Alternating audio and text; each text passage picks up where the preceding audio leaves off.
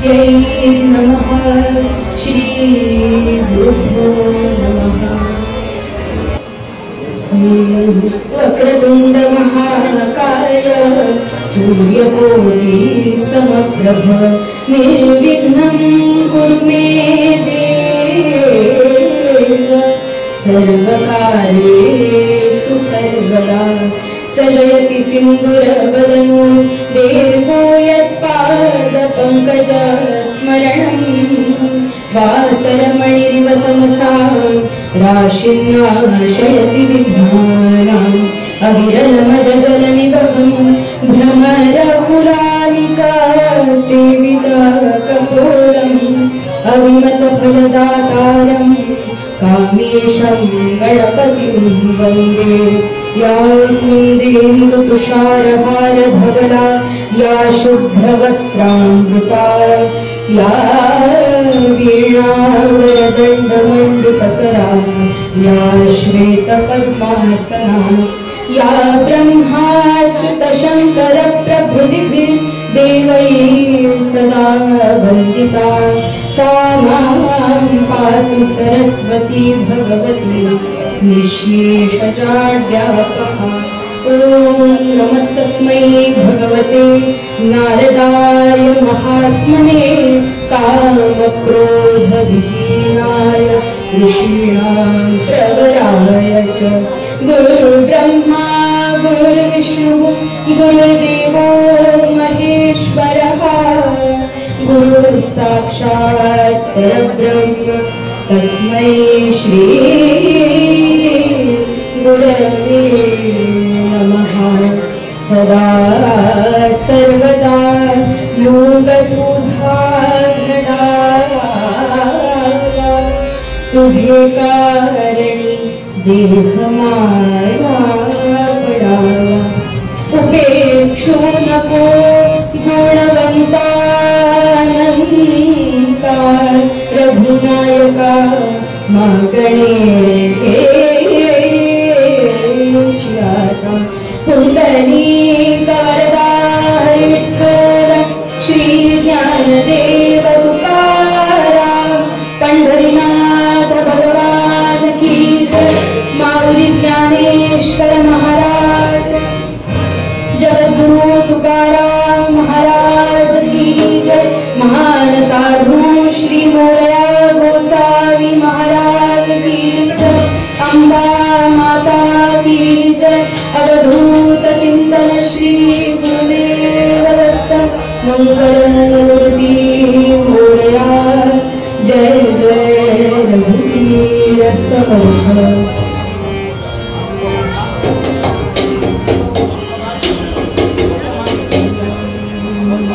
सगम पधनि सा नीध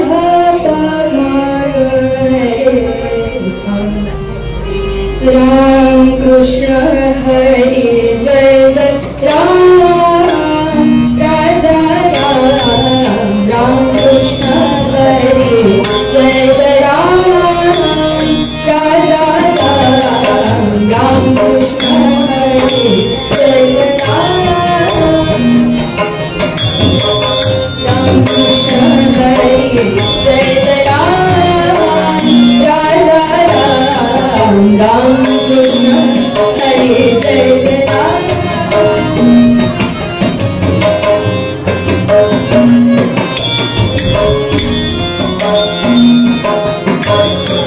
राम कृष्ण हरि जय जय राम राजा राम गोवर्धन धन गोपाल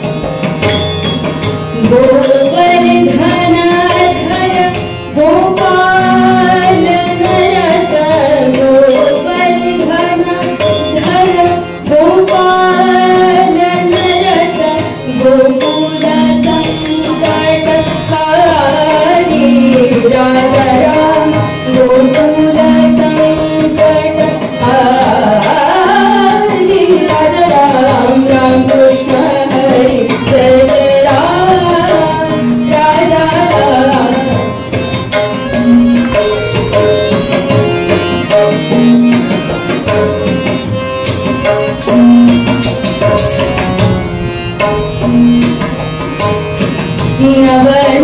नवनीरदासम नवनीत प्रिय नवनीरदासम नवनीत प्रिय नवद विनोद विहारी राजा राम नवद विनोद विहारी राजा राम राम कृष्ण हरि जय जय राम राजा राम राम कृष्ण हरि जय जय राम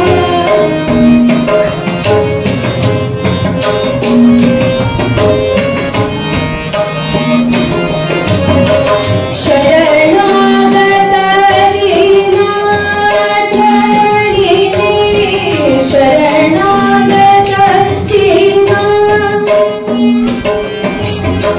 शरणागत दीना चरणी करुणा दृष्टि निहारी राजा राम राम कृष्ण हरि जय जय राम राजा राम राम कृष्ण हरि जय जय राम राजा राम राम कृष्ण हरि जय जय राम कृष्ण हरि जय जय राम कृष्ण हरि जय जय राम राजा राम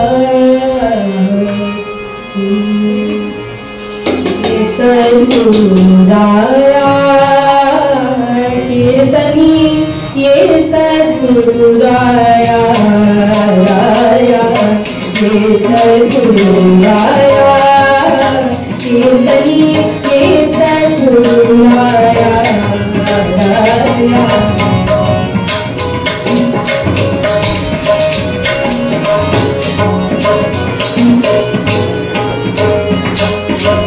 ये सद्गुरुदेवा कीर्तनी ये सद्गुरुदेवा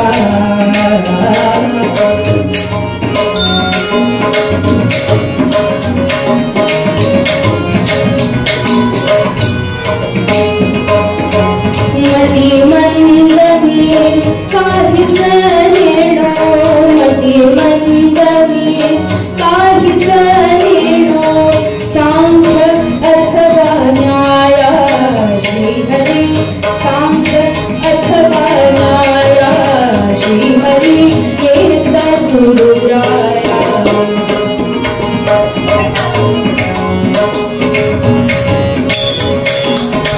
ये सद्गुरुराया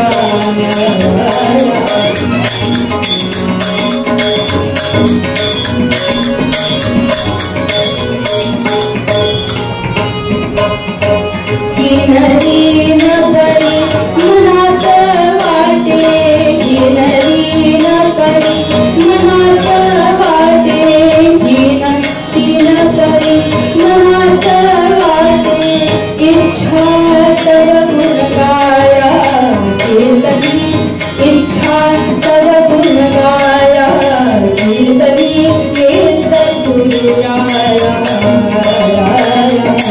ये सद्गुरुदेवा कीर्तनी ये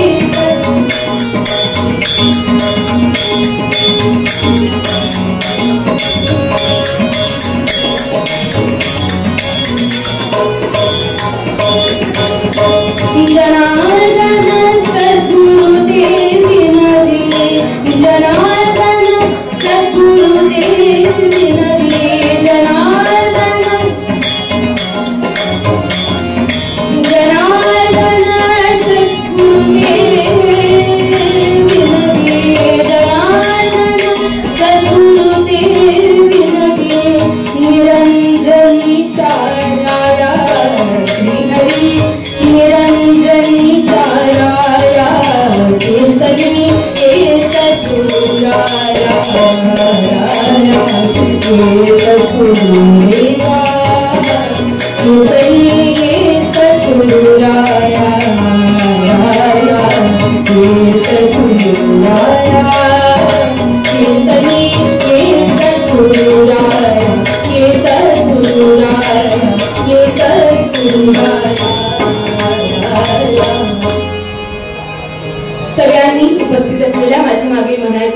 राम राम राम राम सीताराम सीताराम राम राम राम राम सीताराम सीताराम राम राम राम राजाराम सीताराम राम राम राम सीताराम सीताराम राम राम राम राम सीताराम सीताराम राम राम राम राम सीताराम सीताराम राम राम राम राजाराम सीताराम राम राम राम सीताराम सीताराम राम राम राम राम सीताराम सीताराम राम राम राम राम सीताराम सीताराम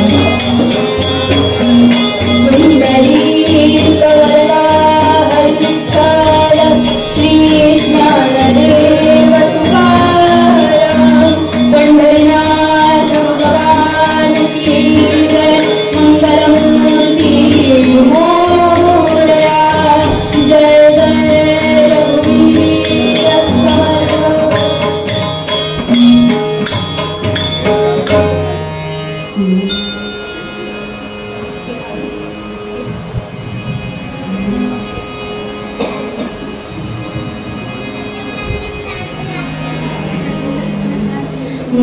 गणपति गणराज धुंडिराज महाराज गणपति गणराज धुंडिराज महाराज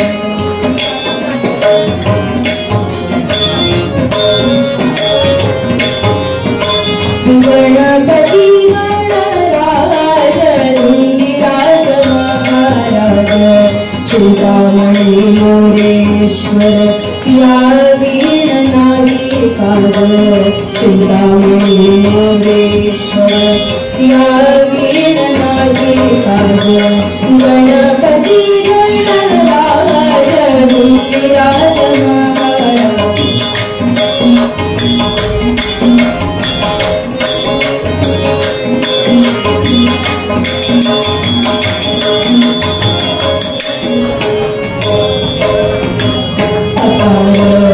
अकार तुझी सुंदरी वार अकार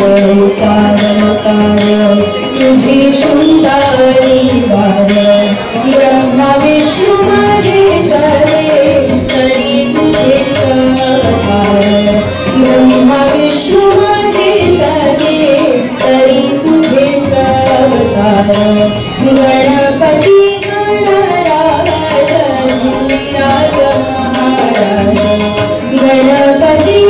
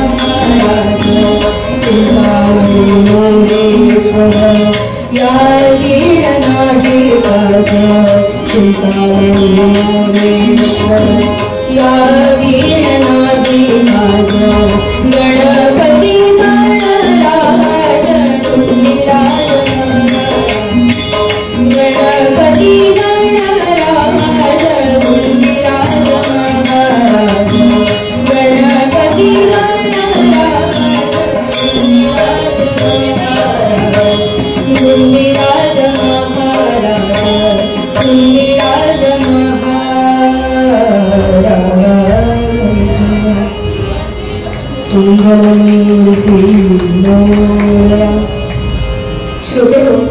आज गणेशोत्सवातला हा दुसरा दिवस आहे आणि टिळकांनी हे जे घराघरात असणारा हा गणपती, हा गणेशोत्सव सार्वजनिक केला, त्याला सुद्धा कितीतरी वर्ष पूर्ण झाली, पण तरी सुद्धा तितक्याच जल्लोषाने आणि तितक्याच उत्साहाने आपण हा गणेशोत्सव साजरा करतो.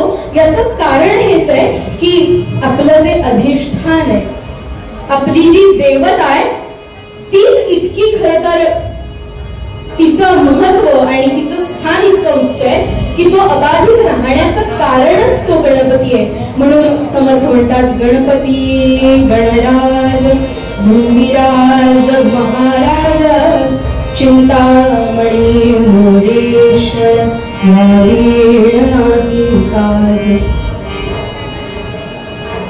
गाणपत्य संप्रदाय, आपल्याकडे अनेक वेगवेगळ्या प्रकारचे संप्रदाय आहेत.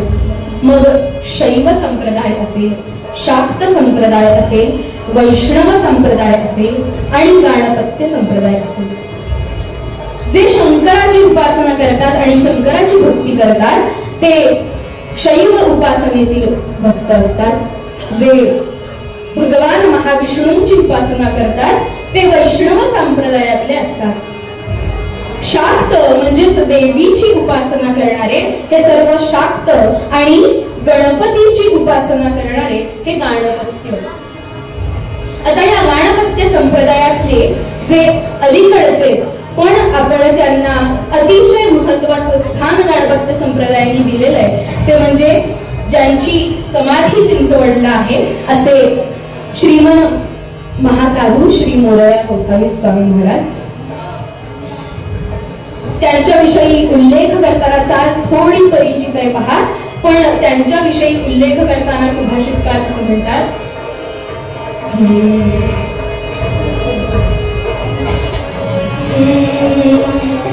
प्रियंता खलु गाणपत्य पथगाः श्री मोरया योगिनो यैर्भ्रष्टं जगती तलं विमलतां कीर्त्या हि नीतं पुरा तेद्य श्री पवनातटे सुविमले कुर्वन्ति वासं चिरं रक्षन्त्वेव सदा सुमार्गजुषतस् तान् मोरयान् प्रार्थये मंगलमूर्ती मोरया. जे विवाहित आहेत त्यांना ही चाल परिचित असेल. ही चाल आपण साधारणतः मंगलाष्टकांना लावतो, पण हे एका नियमित अशा वृत्तांमध्ये बांधलं गेलेलं असल्यामुळे त्याला आपण ही चाल लावू शकतो. आपल्याकडे शार्दूल विक्रीडी सारखे जे वृत्त आणि छंद प्रकार आहेत त्यापैकीच हा एक आहे.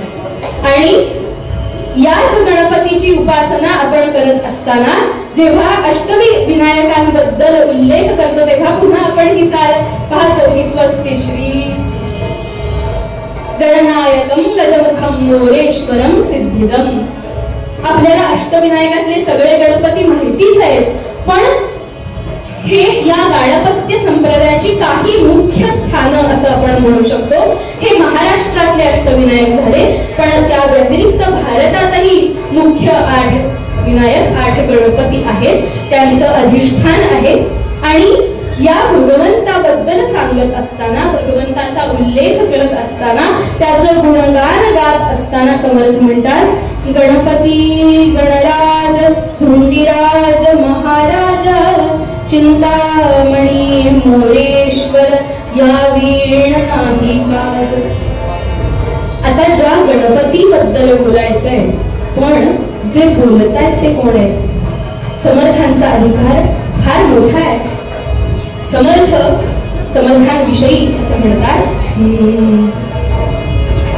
शुकासारिखे पूर्ण वैराग्य जाचे वसिष्ठा परी ज्ञान योगेश्वराचे कवी वाल्मिका सारिखा मान्याईचा नमस्कार माझा गुरु रामदासा जय जय रघुवीर समर्थ शुगा सारिखे पूर्ण वैराग्य ज्याचे. आता मुळात वैराग्य म्हणजे काय हे आपल्याला जाणून घ्यायला हवं. आज तुम्ही या मंदिरा परिसरातून बाहेर पडल्यानंतर जे काही तुम्हाला दिसतंय हा जो भाग आहे त्याला म्हणतात धन कनक कामिनी. म्हणजेच काय तर आजूबाजूला भगवंताच्याच कृपेने पुन्हा एकदा पसरलेली ही जी माया आहे त्या पलीकडे जायचं असेल तर आपल्याला वैराग्य धारण करावं लागेल. मग आपल्या संतांना वैराग्य प्राप्त झालेलं नव्हतं का तर झालेलं होतं पण ते प्रपंचात राहूनही वैराग्य त्यांनी प्राप्त केलेलं होतं.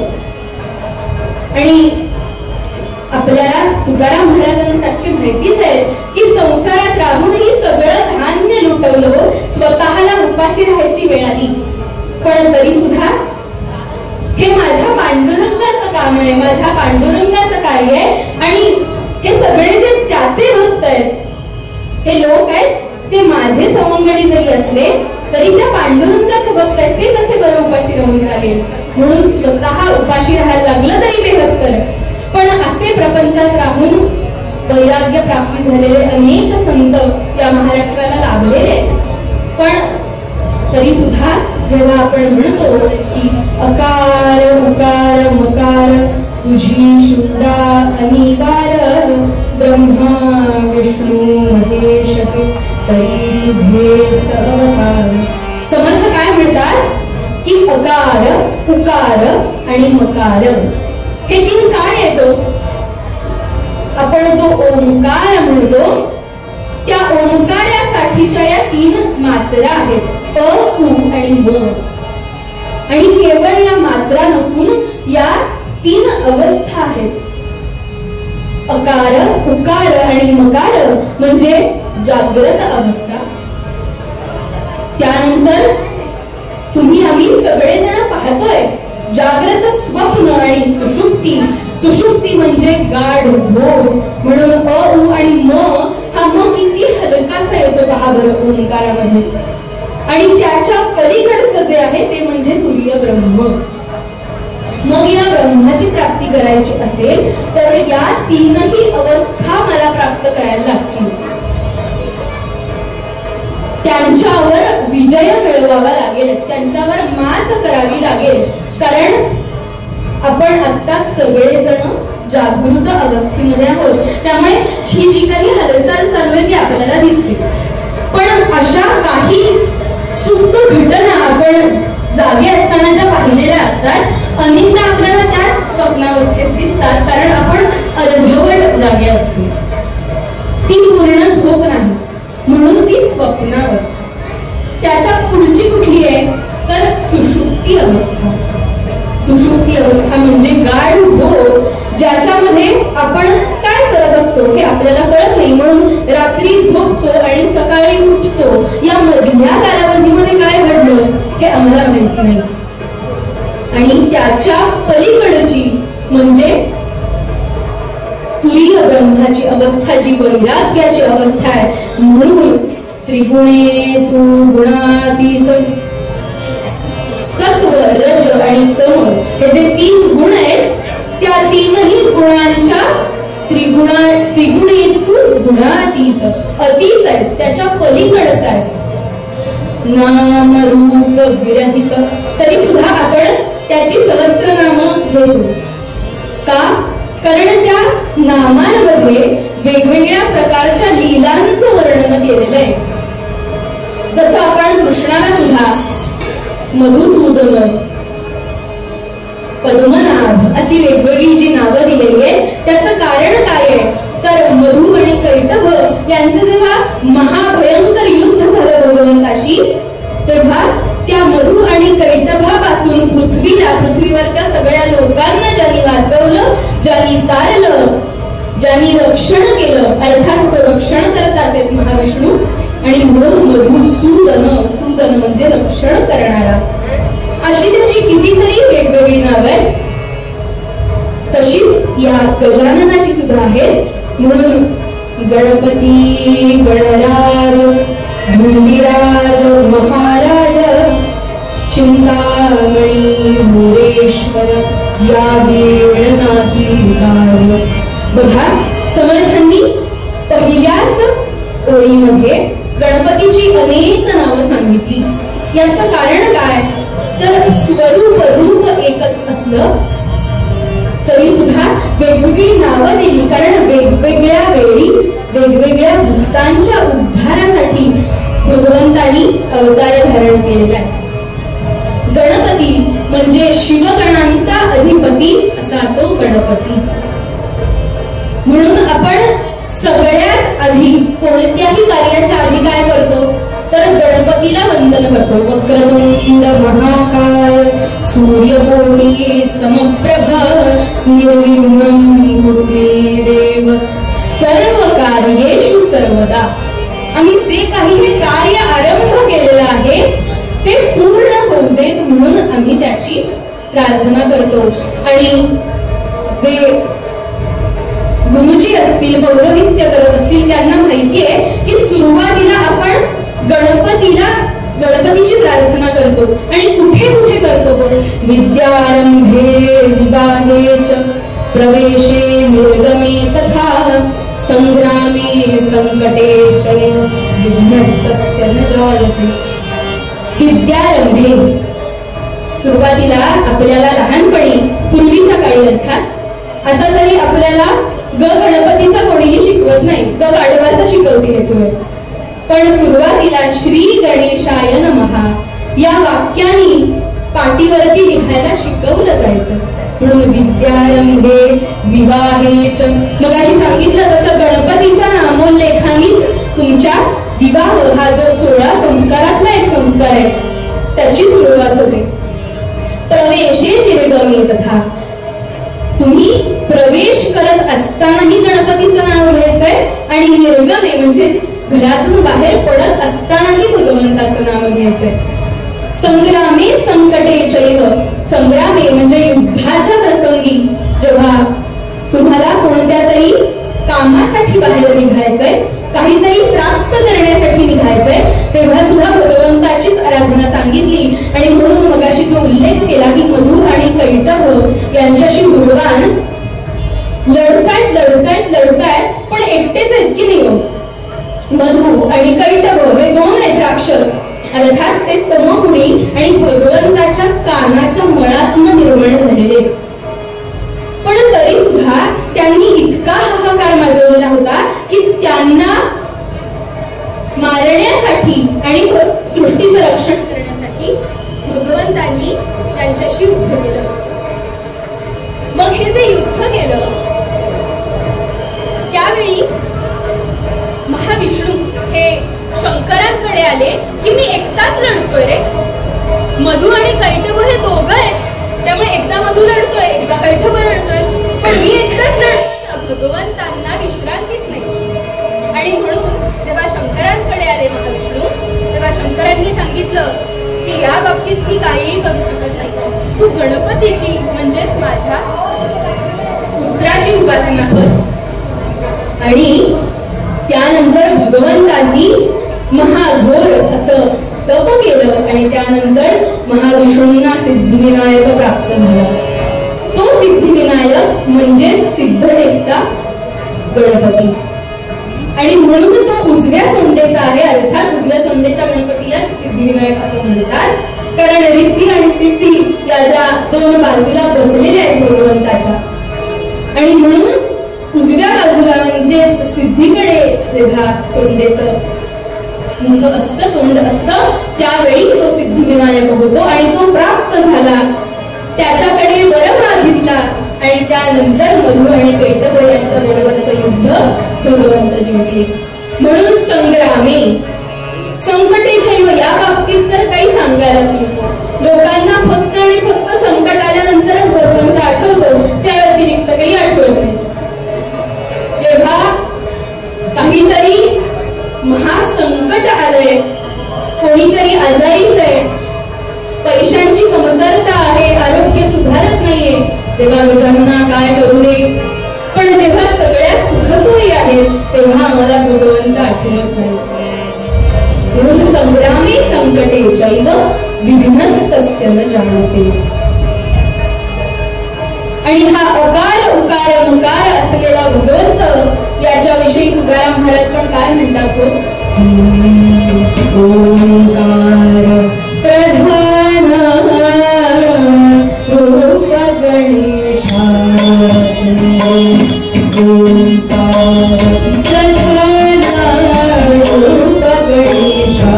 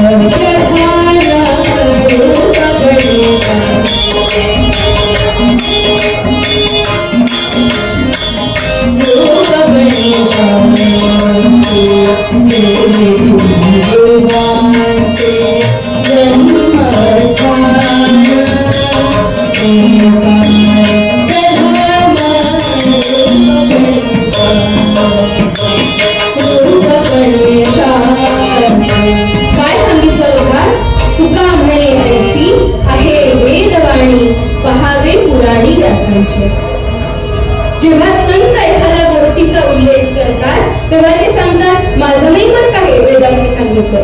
आपल्याकडे प्रमाण काय आहेत तर वेद आहेत, कारण ते अपौरुषेय आहेत, ऋषींना ऐकू आलेले. मग असे जे अपौरुषेय वेद आहेत त्या वेदांची वाणी सांगते. कारण सुरुवातीलाच वेदांच्या खरं तर गणपती या देवाविषयी या भगवंताविषयी प्रामुख्याने उल्लेख काही सूक्तांमध्ये येतो, जसं की ब्रह्मणस्पती सूक्त असेल. परंतु गणानांत वा गणपती अशी जी सुरुवात होते तिथे आपल्याला कळतं की तुका म्हणे ऐसी आहे वेदवाणी. मी माझ्या मनचं काही सांगत नाही, तर पहावे पुराणी व्यासांची. मग कुठल्या पुराणामध्ये गणपतीचा उल्लेख येतो तर गणेश पुराण असेल, मुद्गल पुराण असेल, अशा वेगवेगळ्या पुराणांमध्ये सुद्धा गणपतीविषयी सांगितलंय. आणि भगवंतावर आमचं कसं प्रेम असावं तर नारद मुक्ती सूत्रात सांगतात साधू अस्मिन परम प्रेम रूपा. कसं प्रेम पाहिजे? परम प्रेम पाहिजे. म्हणून ज्या प्रेमाची व्याख्या करता येत नाही असं ते प्रेम हवं. म्हणून म्हणतात त्रिगुणे गुणातीत नाम रूप विरहित. भगवंताचा अनुभव घ्यायचा असेल तर सगुण साकार अशा भगवंताकडून आपल्याला निर्गुण निराकार भगवंताकडे जावं लागेल. कारण मुळातच निर्गुण निराकार असा भगवंत तुम्हा आम्हा सामान्य जनतेसाठी त्यांनी सगुण साकार धारण केलंय. तुझं सगुण म्हणू की निर्गुण रे, सगुण निर्गुण एकू गोविंद रे. माझा भगवंत कसा आहे? एकच आहे, पण त्याची ही वेगवेगळी रूप आहेत. आणि सुरुवातीलाच उल्लेख केला त्याप्रमाणे ही जे वेगवेगळे संप्रदाय आहेत याचा उगम कोण आहे? म्हणून काय सांगितलं?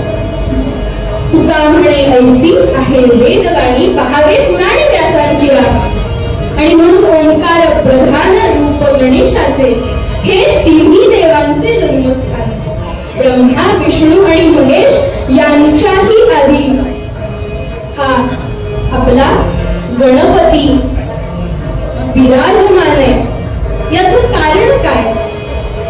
प्रत्येक वेळी आपण सुरुवातीलाच आपण पाहिलं की विद्यारंभे विवाहे च प्रवेशे निर्गमे तथा.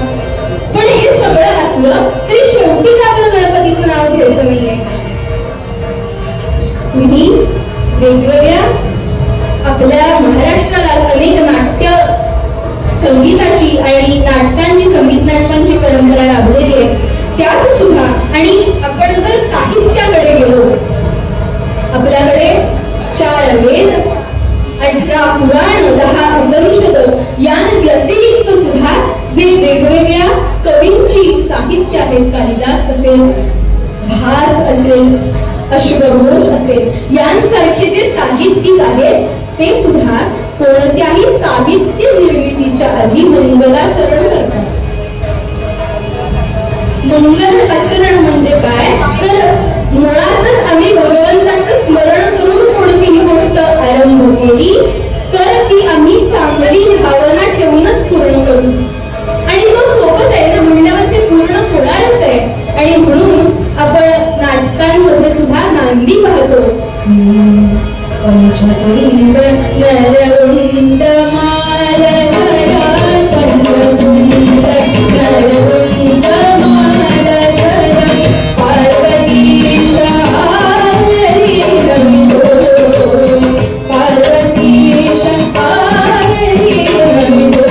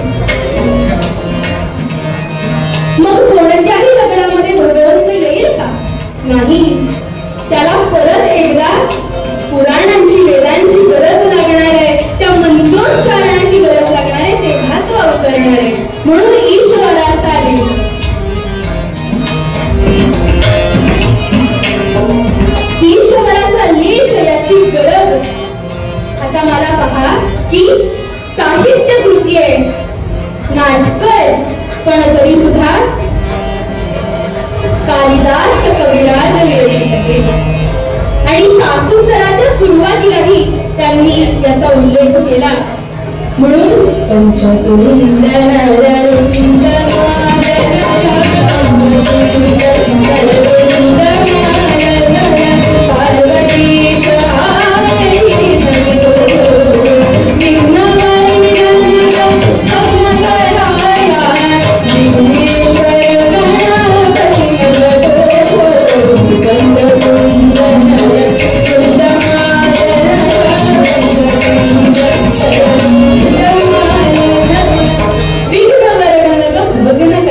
विघ्नेश्वर गणपती.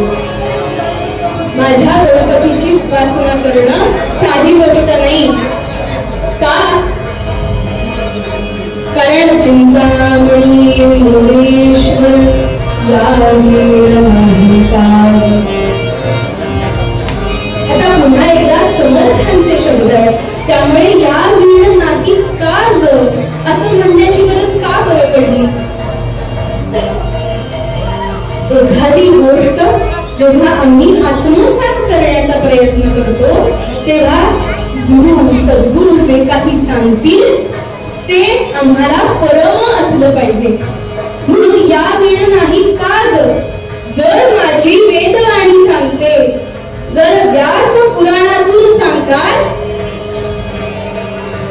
की हे तिन्ही देवांचे जन्मस्थान, तर या वेळ नाही का? जर याचा संदर्भ कुठे लागतो की वेद सांगतात, उपनिषद सांगतात, पुराण सांगतात, म्हणलं माझ्याकडे पर्यायच उरत नाही, मला करायलाच हवं, मला त्याची काज धरायलाच हवी, उपासना करायलाच हवी. म्हणून चिंतामणी मोरेश्वर या वेळ नाही का. तुमच्या सगळ्या चिंतांचं हरण करणारा असा तो चिंतामणी आणि मोरेश्वर म्हणजे मोरगावचा मयुरेश्वर, जो भूस्वानंदनाथ आहे. त्या स्थानाचं अत्यंत महत्व पुराणातही सांगितलेलं आहे, अनेक वेगवेगळ्या ग्रंथांमध्येही सांगितलेलं आहे की जो मोरेश्वर आहे त्याची तुम्ही उपासना केली तर तुम्हाला जे काही तुमचं इच्छित भलं असेल ते प्राप्त होईल. आणि म्हणून या वेळ नाही काज म्हटलंय. पण तरी सुद्धा पार्वतीच्या आधी नमितो आम्ही भगवंताचं स्मरण करतो, त्याच्या आई वडिलांचं स्मरण करतो. याचं कारण काय? आपल्याकडे वेगवेगळ्या देवता आहेत, पण तरी सुद्धा त्रिगुणे तू गुणातीत नामरूप विरहित पुरुषनाम प्रकृतीत आदिअंतः. आपण सुरुवातीला मंगलाचरणामध्ये पाहिलं की मती मंदवी काहीच नेणो सांख्य अथवा न्याय. आता हे सांख्य अथवा न्याय काय आहे? तर आपल्याकडे जसे वेगवेगळे पंथ आहेत, मार्ग आहेत, तशी ही जी षट दर्शन आहेत, या दर्शनांचंही आम्हाला ज्ञान नाही भगवंता, आणि म्हणून तू आम्हाला प्राप्त हो. कारण आमच्याकडे काय आहे तर आमच्याकडे नाम आहे. पण आता नामरूप विरहित म्हणलं तर करावं काय? आणि हे जे 6 दर्शन आहे यातलं एक म्हणजे सांख्य दर्शन. हे असं सांगतं की प्रकृती आणि पुरुष हे एकत्र आले आणि यांच्यामुळे सृष्टीची निर्मिती झाली. मग पुरुष हा आहे तसाच आहे. पुरुष हा अजूनही सृष्टीची निर्मिती करून हे स्थिरच आहे. मग कार्य कोण करतं तर प्रकृती कार्य करते. प्रकृतीच जन्माला घालते, प्रकृतीच तुमच्याकडनं कार्य करून घेते, प्रकृतीच तुम्हाला परत बोलावते. हा जो देह आहे याच्यामध्ये हा जो जीवात्मा आहे, पुन्हा एकदा जीवात्मा आणि परमात्मा या दोन वेगवेगळ्या गोष्टी आहेत. तर हा जो जीवात्मा या प्रत्येक देह नावाच्या घटकामध्ये आहे, तो जी निर्माण करते ती म्हणजे प्रकृती. आणि पुरुष नाम प्रकृतीत आदि अंत. हा गणपती कसा आहे तर आदी पण आहे आणि अंती पण आहे. म्हणून त्रिगुणेतून गुणातीत. आणि म्हणून समर्थ जेव्हा मनोबोध सांगतात, मनाला उपदेश करतात, तेव्हा सुद्धा सुरुवातीला गणपतीची प्रार्थना केली आहे. गणाधीश जो ईश सर्वा गुणांचा, आरंभ कोणी गुणांचा, नमो शारदा मूळ चक्रारी वाचा, गौरव आलंकया राघवाचा, मंगलमूर्ती गणाधीश जो ईश सर्वा गुणांचा. पुन्हा एकदा पुनरावृत्ती पहा की सर्व गुणांचा ईश म्हणजे काय, तर मालक. म्हणून त्याला समर्थ अभंगात सुद्धा महाराज असं म्हणतात. गणपतीला ती पदवी दिली की महाराज आहे. कसा आहे तो? म्हणून गणाधीश जो ईश सर्वा गुणांचा, तीनही गुणांचा, मुळारंभ आरंभ जो निर्गुणाचा. म्हणून पुरुष नाम प्रकृतीत आदी अंत. हा कसा आहे तर मुळारंभ आरंभ त्याच्यापासून सगळ्या देवतेची आणि सगळ्या सृष्टीची उत्पत्ती झाली. आता पुन्हा एकदा जर आपण पुराण आणि उपनिषदांकडे गेलो तर असं जाणवेल की शिवपुराणामध्ये असं पाहायला मिळतं की सगळी सृष्टी ही आधी शिव होते आणि त्यांच्यापासून मग त्यांनी सगळ्या देवतांना निर्माण केलं आणि त्यांच्यापासून सृष्टी निर्माण झाली. हे जर देवी भागवतात गेला तर अर्थात प्रकृती म्हणलंय, पण आधी देवी आहे आणि तिच्यापासून मग तिने ब्रह्माची, विष्णूची, शिवाची उत्पत्ती केली आणि मग त्यांना कामं वाटून दिली की तू संहार करतायस, तू रक्षण करतायस, तू सृष्टी उत्पत्ती करतायस. अशी मग ब्रह्मा, विष्णू आणि महेश यांना कामं वाटून दिली. आणि हे जर भागवतात किंवा विष्णू पुराणात पाहाल तर पद्मनाभ म्हणलेलंच आहे की त्याच्या कमळातनं आधी मग ब्रह्मदेव आले आणि मग त्यांनी सृष्टीची उत्पत्ती केली. तर हे सगळं व्यास विरचित आहे. त्यामुळे संभ्रम न करता जेव्हा आपण त्रिगुणेतू गुणातीत म्हणतो किंवा तीनही देवांची उत्पत्ती याच्यापासून असं म्हणतो, तेव्हा ही सगळी तत्व एकच आहे हे जाणणं गरजेचं आहे. मग त्याला दिलेलं नाव हे गणपती आहे किंवा शिव आहे किंवा विष्णू आहे. म्हणून आम्ही अनुयायी असावं, समर्थक असावं, पण कशाचं तर सनातन जे काही आहे त्याचं. सनातन काय आहे? जे अनादी कालापासून आहे आणि अनंत काळांपर्यंत असणार आहे असं सनातन. आता त्याचा होणारा जो बदल आहे तो असा झालाय की सनातन वैदिक हिंदू धर्म हे आपण लावलेलं पुढे त्याला विरोध आहे. पण सनातन काय आहे तर वेद आणि ते अनादी आहे. म्हणून सुरुवातीला ते सांगतात की तुका म्हणे ऐसी आहे वेदवाणी, तुम्ही माझं ऐकू नका. संत पण म्हणतात माझं ऐकू नका. कोणाचं ऐका? वेदांचं ऐका. आणि त्वं मूलाधार स्थितोऽसि नित्यम्. म्हणून मुळारंभ आरंभ तो निर्गुणांचा. नमो शारदा मूळ चत्वारी वाचा. आता याबद्दल सुद्धा वेगवेगळ्या संतांनी वेगवेगळे संदर्भ सांगितले. नमो शारदा मूळ चत्वारी वाचा. आता या चार वाचा कुठल्या? जशा चार मुक्ती सांगितल्या तशा चार वाचा पण सांगितल्या. परा, पश्यंती, मध्यमा आणि वैखरी. तुम्ही आम्ही बोलतो ती वैखरी आणि वैखरीपासून हळूहळू जर आत गेलो तर आपल्याला परेचा आवाज ऐकू येईल. पण त्या परेच्या आवाजासाठी काय करावं लागेल तर सतत भगवंताचं अनुसंधान. मला भगवंताच्या सतत सानिध्यात राहावं लागेल. मग कसं ते आम्हाला 2024 मध्ये जगत असताना कसं बरं प्राप्त करता येईल? भगवंताचं अनुसंधान आम्हाला प्राप्त करणं 2024 मध्ये अशक्य आहे. पण असं आहे का? त्यासाठी अनेक रचनाकार सांगतात माणसाने माणसाशी माणसासम वागणे. आम्ही तेच सोडून दिलंय. आपल्या आजूबाजूला घडणाऱ्या घटना आपण पाहतोय की माणसाकडे एखाद्या पशुप्रमाणे पाहिलं जातंय, म्हणून त्याचे तुकडे होत आहेत, ते फ्रीज मध्ये ठेवले जात आहेत. का? मुळातच आपण मांसाहार करू लागलोय, मान्य, पण माणसाकडे तरी माणसाप्रमाणे पहा. कमीत कमी 2024 मध्ये जगत असताना माणसाकडे माणसासारखे तरी पाहायला शिका. म्हणून भगवंताला आपलंसं कसं करायचंय, प्रत्येकातला जो हृदयस्थ परमात्मा आहे तो जाणून घ्यायचा. कसा? म्हणून जेव्हा आपण वेगवेगळी उपनिषद पुराण वाचतो तेव्हा आपल्याला वाटतं की हे जुनाट आहे, पण ते सुद्धा आजच्या काळातल्या तत्वाबद्दल काहीतरी बोलत असतं.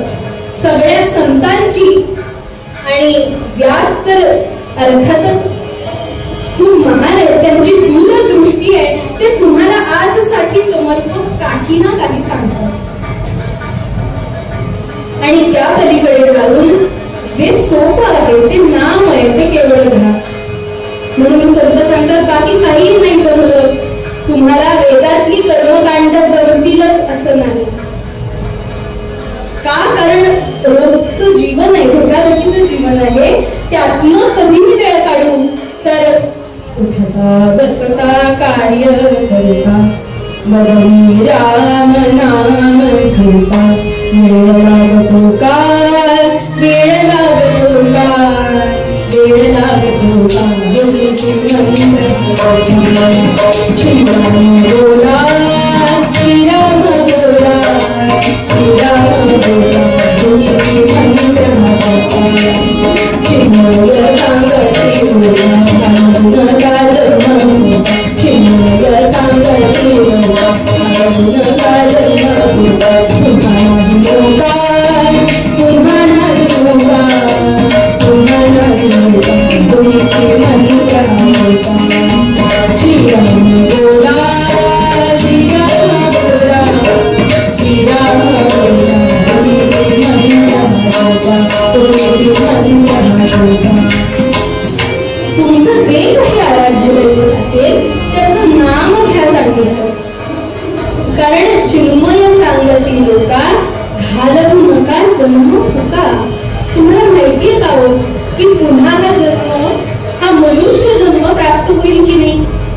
आपण उठता बसता इतक्या चुका करत असतो की त्याची क्षमाही आम्ही भगवंताकडे मागत नाही. मग तो माफ का करेल? आणि पुन्हा जर या चक्रामध्ये अडकलो, पुनर्जननम पुनर्जननी जठरशयनम, पुन्हा गर्भवास, पुन्हा 9 महिने, पुन्हा जन्माला या. अहो हे प्रत्येक प्राण्यामध्ये, म्हणजे आम्ही मुंगीचा जन्म जरी घेतला तरी सुद्धा तितक्याच यातन आहेत. गर्भामध्ये कोणीही सुखी नाही. तुमच्या मलमूत्रेमध्ये असतं ते बाळ, काय किती सुखात असणार आहे ते. अशक्य यातना त्या बालकाला होत असतात. त्यामुळे हा गर्भवास नको. म्हणून तरी नाम घ्या. जे तुकाराम महाराजांसारखे अत्यंत दर्जाचे संत आहेत ते म्हणतात तुका म्हणे गर्भवासी सुखी घालावे आम्ही. केवळ ते ही पात्रता ठेवतात की आम्हाला पुन्हा पुन्हा गर्भवास पडले, त्या वेदना आम्हाला झाल्या तरी चालतील, पण आम्हाला काय हवंय तर भगवंत आम्हाला तुझा सहवास हवाय. तो तर केवळ पृथ्वीवरच आहे म्हणून आम्हाला गर्भवास दे. पण तुमच्या आमच्यासारखे सामान्य जे पुन्हा पुन्हा येऊ लागले तर पृथ्वीवरती हाहाकारच माजणार आहे. कारण भगवंताचं अनुसंधान आणि अधिष्ठान आपलं कमी पडतं. म्हणून समर्थ म्हणतात की सामर्थ्य आहे चळवळीचे, जो जो करीत तयाचे, परंतु तेथे भगवंताचे अधिष्ठान पाहिजे. काय पाहिजे तर अधिष्ठान पाहिजे. पण आमच्याकडे असे अनेक भक्त आहेत ज्यांना अधिष्ठान प्राप्त झालं पण मग ते अधिष्ठान प्राप्त झाल्यानंतर येणारा जो मीपणा आहे तो देखील नको असं समर्थ सांगतात. दंभ दर्प अभिमान क्रोध आणि कठीण वचन हे अज्ञानाचे लक्षण भगवद्गीतेत बोल. भगवद्गीता काय सांगते? समर्थ म्हणतात दंभ दर्प अभिमान क्रोध आणि कठीण वचन. दुसऱ्याला लागेल असं बोलू नये, हे अज्ञानाचे लक्षण. आणि म्हणून या कलियुगात जगताना सुद्धा आम्हाला सद्गुरूंची आवश्यकता लागते. याचं कारण काय? अज्ञानतिमिरान्धस्य ज्ञानाञ्जनशलाकया चक्षुरुन्मीलितमयेन तस्मै श्रीगुरवे नमः. अज्ञानतिमिरान्धस्य अंधकार, या अंधारामध्ये आपण जे आहोत त्यातनं बाहेर काढणं म्हणजे प्रकाश दाखवणं. ज्ञानरूपी प्रकाश देण्याचं काम कोण करतं? तर सद्गुरू. ब्रह्मानंदम परमसुखदम केवलम ज्ञानमूर्ती द्वंद्वातीतं गगनसदृशं तत्त्वस्यादिलक्ष्यम् एकं नित्यं विमलमचलं सर्वधी साक्षिभूतं भावातीतं त्रिगुणरहितं सद्गुरुं तं नमामि. मंगलमूर्ती मोरया. आज तुम्ही ज्या भगवंताच्या दर्शनासाठी येताय त्या ग्रामदैवत असणाऱ्या कसबा गणपतीचं सुद्धा पेशवे काळापासनं अत्यंत महत्व. या मंदिराला सुद्धा एक वेगळा इतिहास आहे. इथे असणाऱ्या प्रत्येक गोष्टीला काहीतरी महत्व. तुम्ही एरवी शांततेत येऊन ही वास्तू अनुभवण्याचा प्रयत्न करा. तुम्हाला नक्कीच भगवंत काहीतरी अनुभूती देईल. म्हणून अनुसंधान, भगवंताच्या जवळ जाणं म्हणजे काय हो? आता जर मी एखादा नित्य नियम केला की मी दररोज सहस्रनामावली म्हणेन. अजून सोपं करूया, मी केवळ मंदिरात जाऊन भगवंताला नमस्कार करेन नित्य नियमाने. तर आपल्याकडे वेगवेगळ्या पूजांना महत्व सांगितलेलंच आहे, पण मानस पूजेला अत्यंत महत्व दिलं. आणि म्हणून हा जर माझा नित्य नियम असेल की मी भगवंताच्या द्वाराशी जाईन, त्याला शरणागत होईन आणि मनोभावे पूजा करीन, नमस्कार करीन, यासाठी मी जर पहाटे 5ची वेळ ठरवली आणि मला त्या वेळेला भगवंताचं दर्शन घ्यायला जायला जमलं नाही, तर लक्षात घ्या हा तुमचा नियम पूर्ण करण्यासाठी भगवंत प्रयत्न करत असतो. आणि असं झालं नाही तर भगवंत वाट बघतोय का तुमची? त्यावेळी काय करा? तर वेळ निश्चित आहे की नाही, मानस पूजा करा, त्या भगवंतासमोर बसा घरात आणि भगवंताला मनोभावे प्रार्थना करा. तुम्ही जे काही नित्य अर्पण करत असाल ते करा. गोंदवलेकर महाराजांच्याच आयुष्यातला प्रसंग आहे की गोंदवलेकर महाराजांचा शिष्य आणि तो नित्य नियमाने तो गवळी होता, त्यामुळे सकाळी उठून दूध टाकणं हे त्याचं काम आणि म्हणून त्याने ही सकाळची वेळ ठरवलेली होती. पण झालं काय तर एकदा दूध काढायलाच त्याला उशीर झाला, मग टाकायला उशीर झाला. करत करत करत तो भगवंताकडे जाणं त्याला उशीर झाला. आणि म्हणून घरामध्येच त्याने मानस पूजा केली, तर त्यागी वाढलेली फुलं ही भगवंताच्या चरणापाशी पडलेली. इतकं मानस पूजेला महत्व आपल्या शास्त्रामध्ये दिलेलं आहे.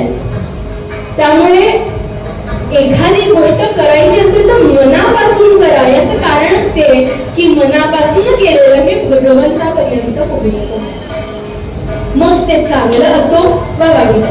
त्यामुळे भगवंताला जर तुमची सवय लागली असेल तर त्यावेळेला या की हो आणि त्याला म्हणाले किती सुंदर दिसतोस, आज तुझ्याकडे बघतच राहावं असं वाटतं.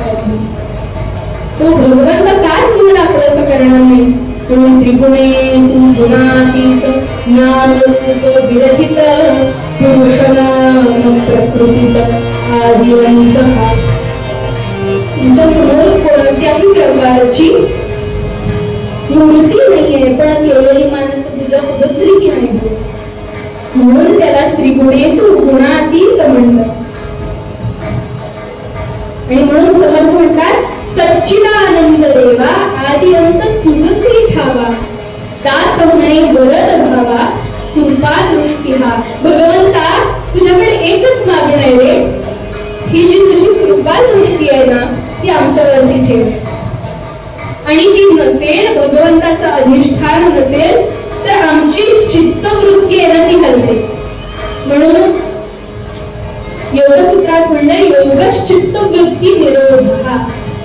योग काय करतं तर तुमची चित्तवृत्ती आहे ती एका ठिकाणी आणून बसवतं. आणि मग एकदा ते एका ठिकाणी आलं की नामसंधान करा किंवा कोणत्याही प्रकारचे यज्ञ यागादी कर्म करा तरीही ते भगवंतापर्यंत पोहोचणारच आहे. आज आपल्याला ते अवघड काय आहे, यज्ञ याग हे अवघड काय झाले तर आम्हाला इतका वेळ बसवत नाही. आणि आता भगवंतही महाग झालेत ना, त्यामुळे अग्नी पटकन प्रज्वलित होत नाही, तो येतच नाही कारण आमची पापच एवढी.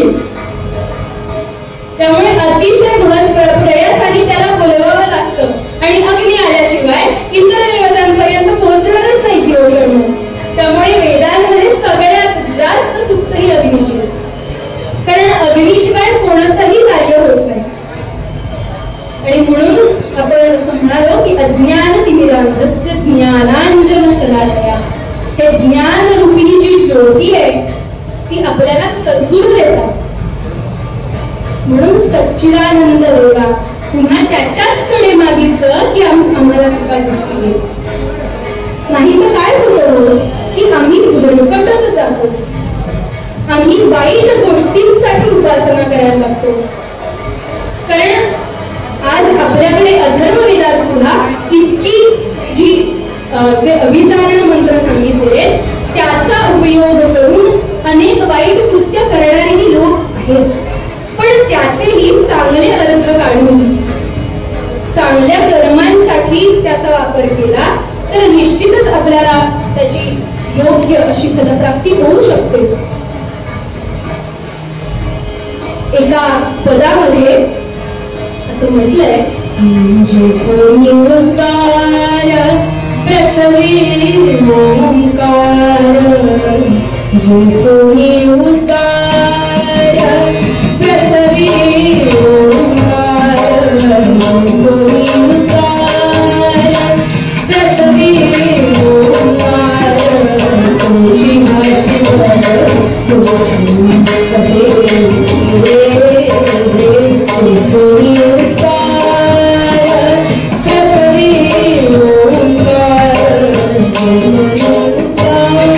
जेथोनी ओंकार म्हणून आपण त्याला प्रणव गणेश म्हणतो.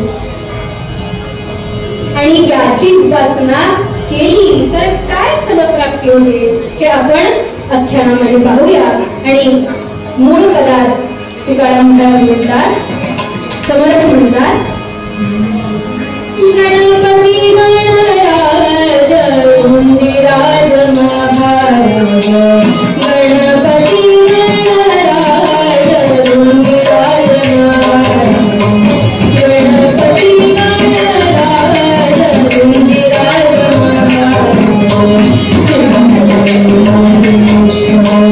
या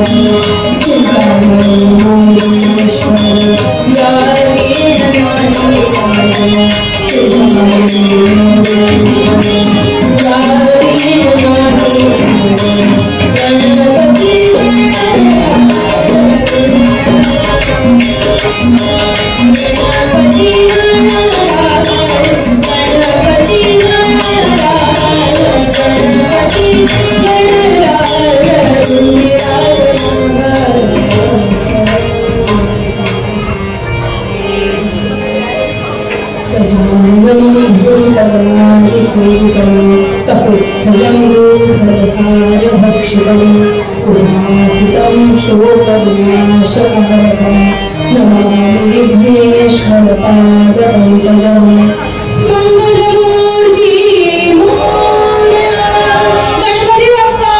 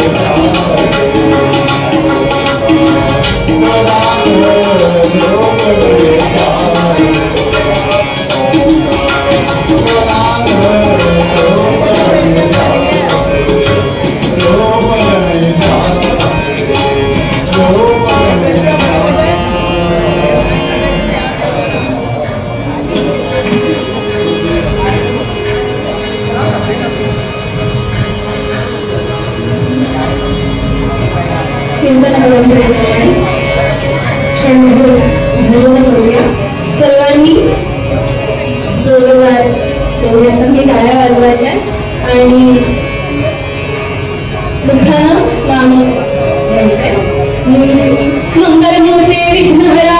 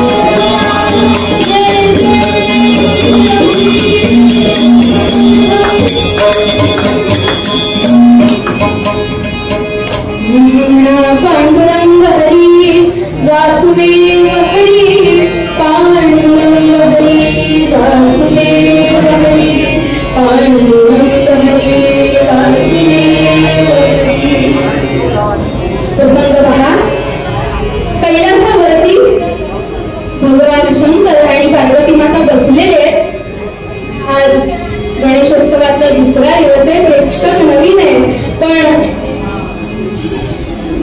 या आधी ज्यांनी कीर्तन केलंय त्या कीर्तनकार उपस्थित आहेत, त्यांना वंदन. त्यांनी जो विषय लावला होता पार्वती स्वयंवर, त्याच्याच पुढची गोष्ट म्हणू शकतो खरं तर, की अतिशय आनंदात हे दोघंही बसलेले आणि शंकरांना इच्छा झाली एकांतात बसण्याची. म्हणून नंदीला आज्ञा केली आहे की नंदी तू बाहेर थांब, दरवाजा लावून घे आणि कोणालाही आतमध्ये सोडायचं नाही म्हणाले. आता पार्वती आणि शंकर एकांतामध्ये शांत बसलेले. नंदी बाहेर गेला आणि आपली शिंग लावून बसलाय. इतक्यात काय झालं हो, तर शंकरांचा महान असा भक्त म्हणजे दशानन रावण तिथे आला आणि नंदीला येऊन म्हणतो काय, तर मला भगवंताच्या दर्शनासाठी जायचंय आतमध्ये. नंदीने सांगावं नाही नाही, आज कोणालाही आतमध्ये जाण्याची परवानगी नाही.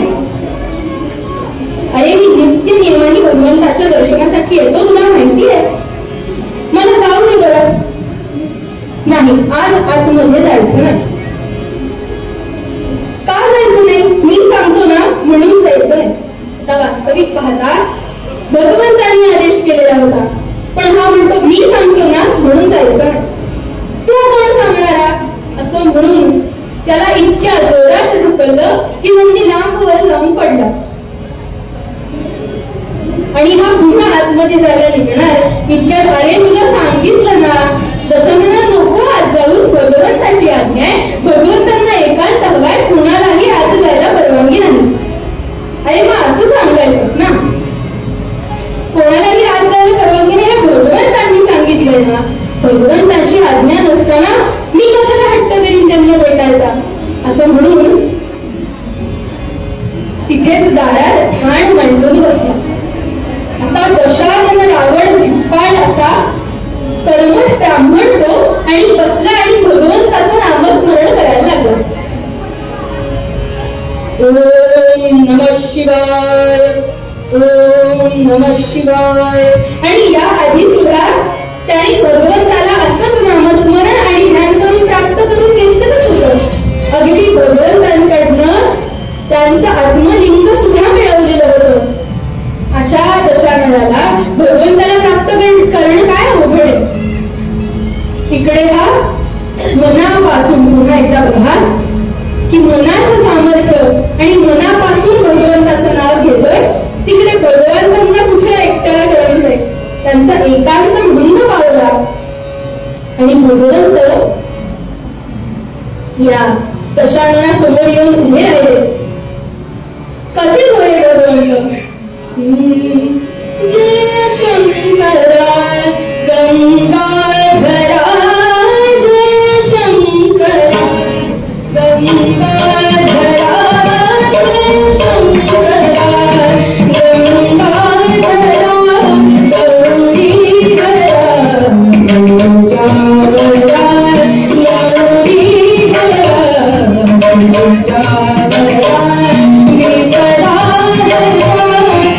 शशि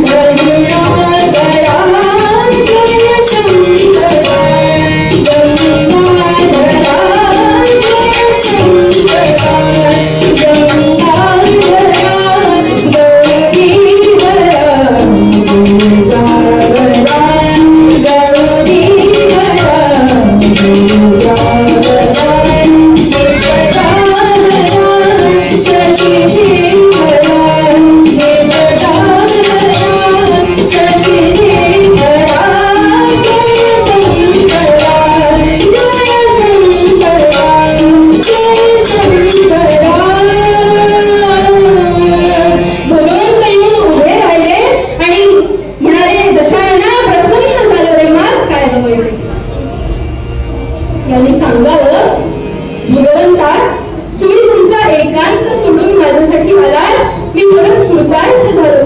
खरंच काय हवंय ते मागू? अरे म्हणाले माग माग माग. काय मागणार आहेस मागून?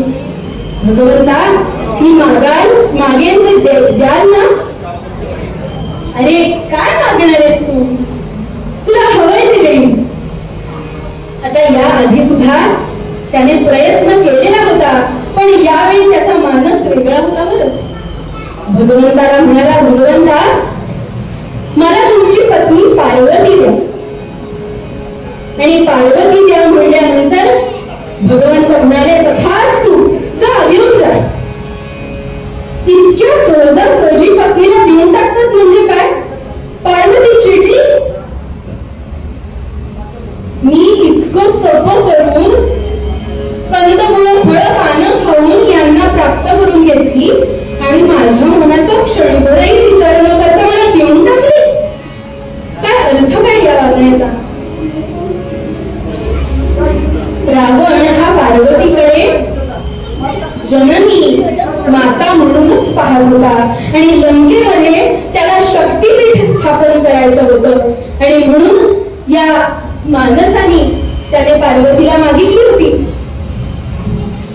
आता पार्वतीला मागितली खरी, पण तटाहून सांगितलं बरं का दशानना, पार्वतीचा अवमान करू नकोस आणि जर तो अपमान तू केलास तर ती क्षणार्धात जाळून टाकेल, तुला शापून भस्म केलं बरं. त्यामुळे जे काही करशील त्यासाठी सावधान हो. आता हा नित्य नियमाने येणारा शंकरांचा भक्त होता, त्याला सगळ्या आपल्या मर्यादा माहिती होत्या आणि म्हणून अलगद असं पार्वतीला आपल्या खांद्यावरती बसवलं आणि कैलास हळूहळू उतरू लागला. आता पार्वती मातेने विचार केला, मला देऊन टाकलं काय तर बघतेच. अत्यंत पतिव्रता पत्नी आणि तिने नारदांचं स्मरण केलं. कारण जे भारताबाहेर लंकेमध्ये जाणार आत्मलिंग होतं ते सुद्धा वाचवण्याचं काम नारदांनी, म्हणजे या गादीचे मालक नारद मुनींनी केलेलं होतं. आणि म्हणून ते भारतात राहिलं ते स्थान म्हणजे गोकर्ण महाबळेश्वर. आता यावेळी सुद्धा नारदांचा धावा करायला हवा म्हणून मनोमन पार्वतीने देवर्षी नारदांना हाक मारली की नारदा, मागच्या वेळी जसं तुम्ही या दशाननाला थांबवलं तसंच आता माझ्याही मदतीला या बरं. आणि म्हणून नारदांची स्वारी नारायण नारायण नारायण करत या दशाननाच्या समोर येऊन उभी राहिली. अरे वा नारदा! नारदांना पाहून रावणाला अत्यंत आनंद झाला, नमस्कार केला. पण तो आनंद काय फार काळ टिकला नाही, कारण नारद मुनी आले म्हणजे काहीतरी गडबड नक्की. आता काय अशा विचारांनी, नारदा तुम्ही दरवेळी काहीतरी चांगलं काम करायचं असतं आणि काय येत आहोत? अरे आता मी काय केलं, पण चाललाच कुठं? काही नाही, भगवंताच्या दर्शनाला आलो होतो, नित्य दर्शन घेतलं, आता पुन्हा लंकेला चाललोय. आणि हे खांद्यावरती कोणाला घेतलंय म्हटलं? भगवंता तुम्ही पार्वतीला ओळखत नाही, तुम्हाला दिसत नाही, अहो खांद्यावर पार्वती राहतात. काय सांगतोस? मला तर काही पार्वती कोणत्याही अनुशब्दाने दिसत नाही. हो नारदा, असं काय म्हणतात? आत्ताच तर मी भगवंताचं स्मरण केलं, भगवंतांनी मला प्रसन्न होऊन पार्वती मातेला दिलेलं आहे आणि तुम्ही काय सांगता? देवर्षी नारद हे वर्णन करू लागले आणि पार्वती माता हळूहळू त्याप्रमाणे आपलं रूप बदलू लागली. नारद मुनीच्या ऐकून वचना, नारद मुनीच्या ऐकून वचना, बोल पार्वती गेली स्वमना, बोल पार्वती गेली.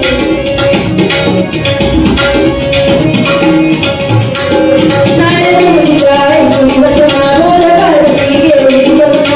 आणि झालं काय? तरुण पार्वती मृत्यू लागली, तरुण पार्वती मृत्यू लागली, पाया गाडी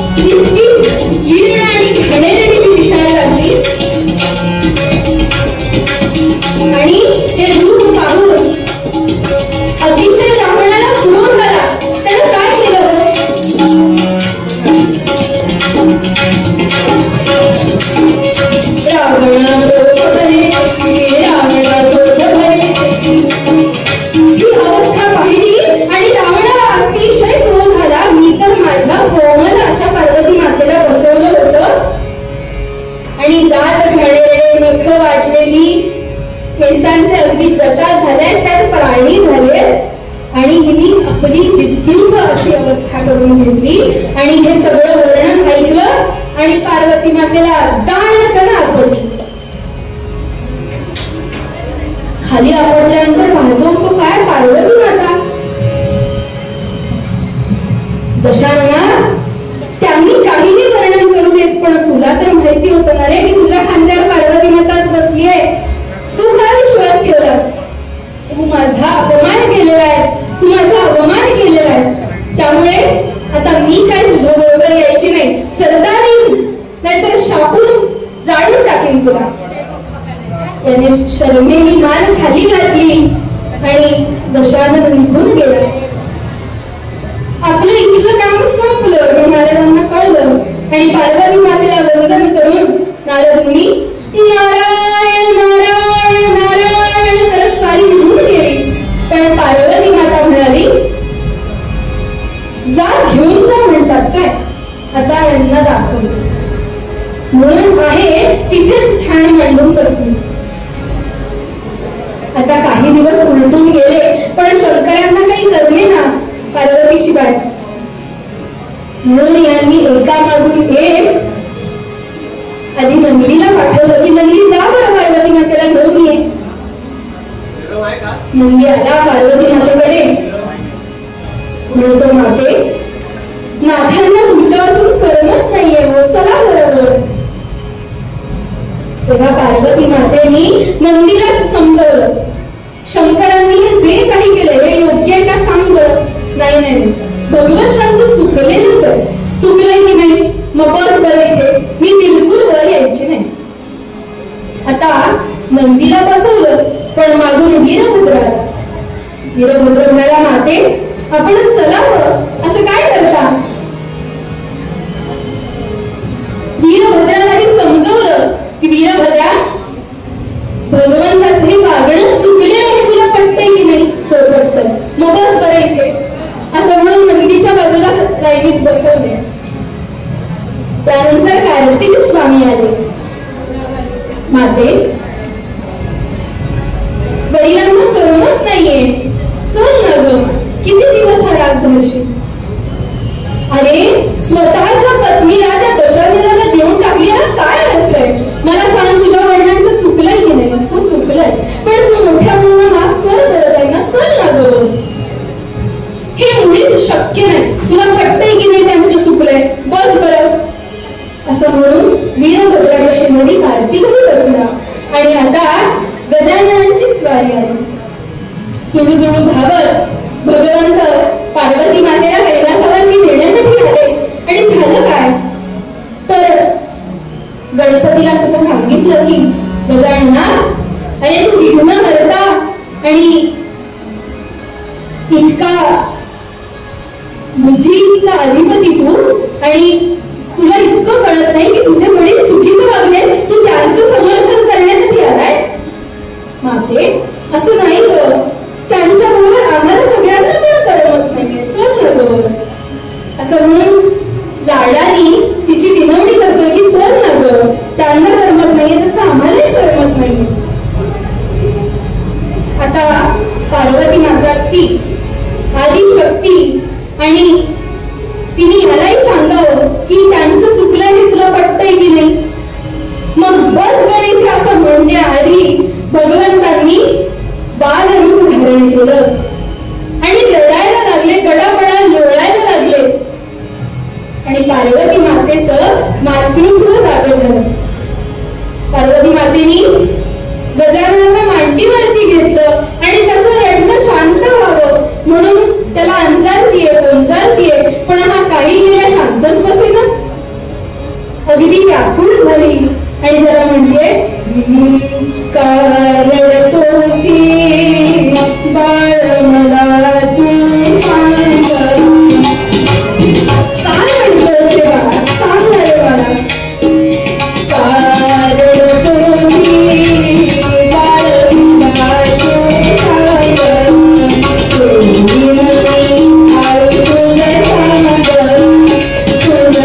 काय बाळ मला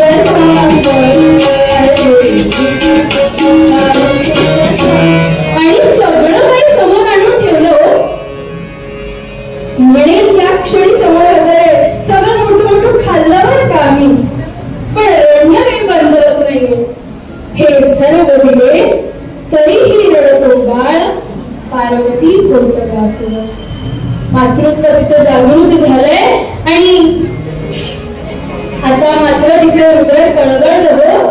काय हवंय गजानना? शांत होणार आहे. मला बाबा हवे. आता बाबा इथे कसे आणू?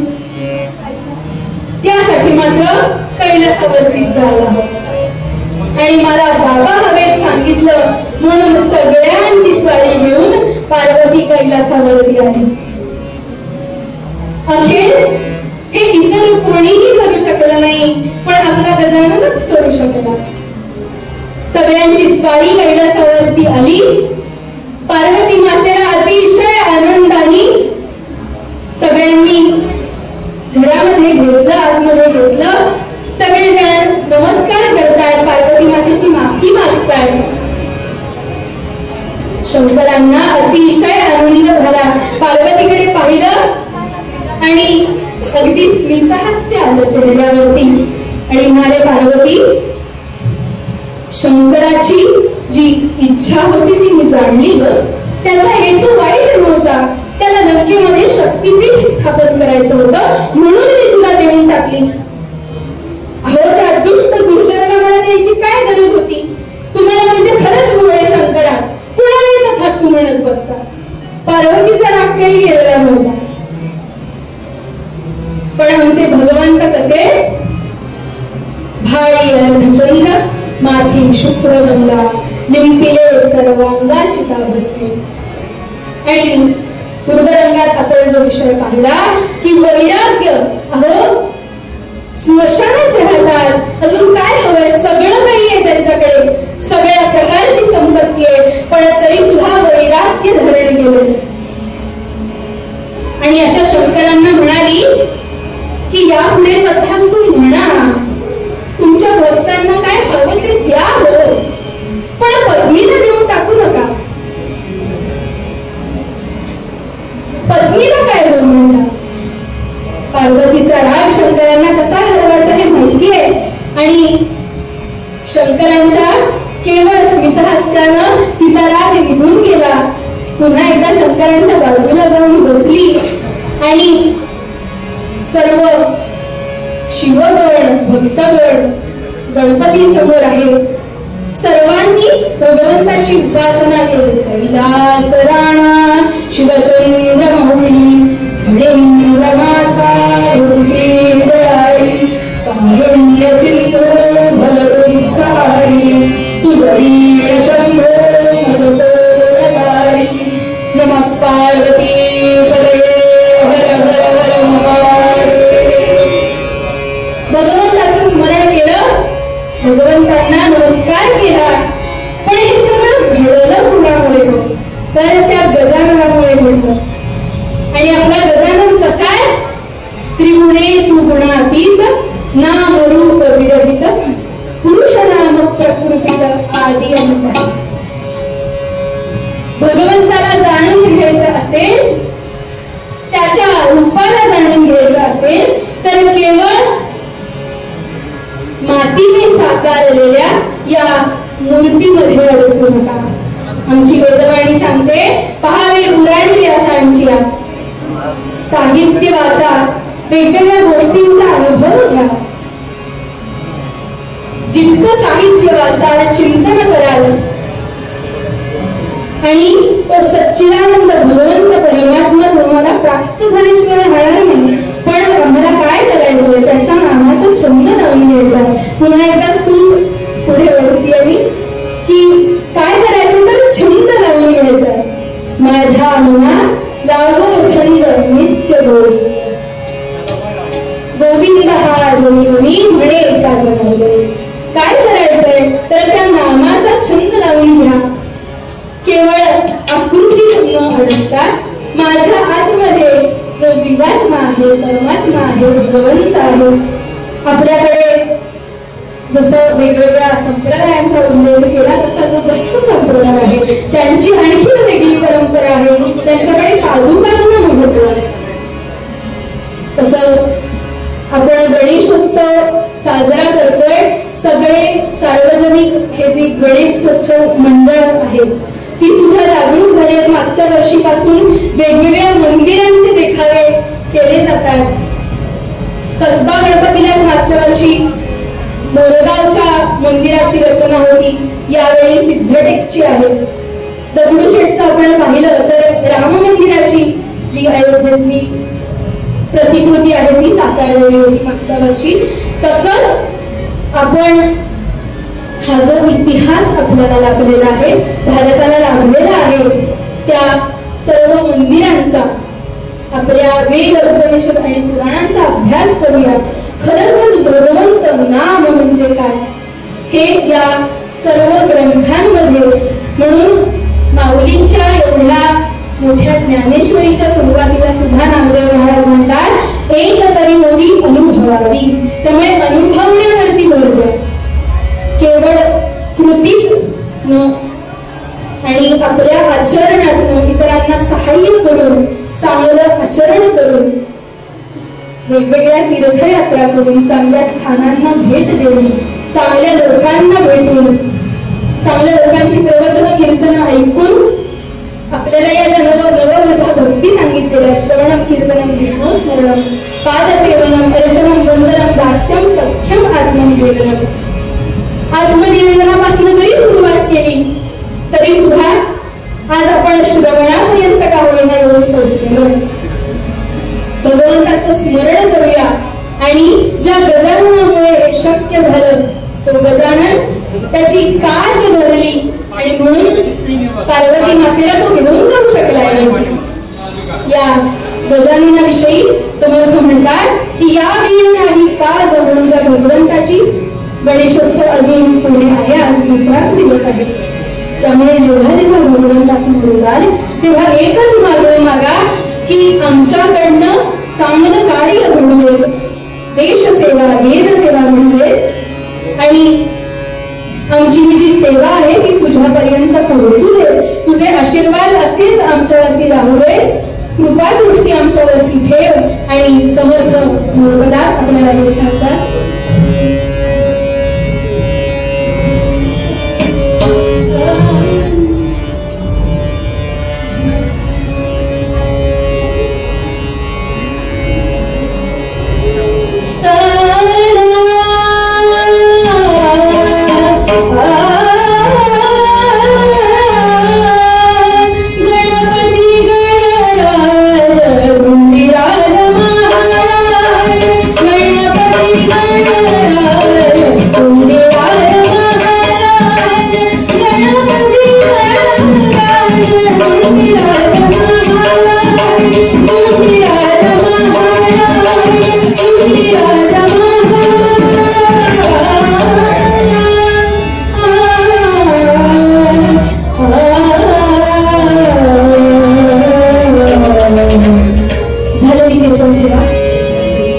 भगवंताच्या चरणी, सद्गुरूंच्या चरणी आणि आईवडिलांच्या चरणी अर्पण करते. जे काही चुकलं असेल ते माझं आणि जे काही योग्य असेल ते सद्गुरूंचं गुरूंचं असं म्हणून एकच मागणं मागूया ते तुकाराम महाराजांनी मागितलं. हे ज्ञान देवा देवा तुझा विचार मला काही नवडी हे की माझी रवडे रे मुक्ती न संपदा संपदा तुला म्हणे वरवाकी हे वराई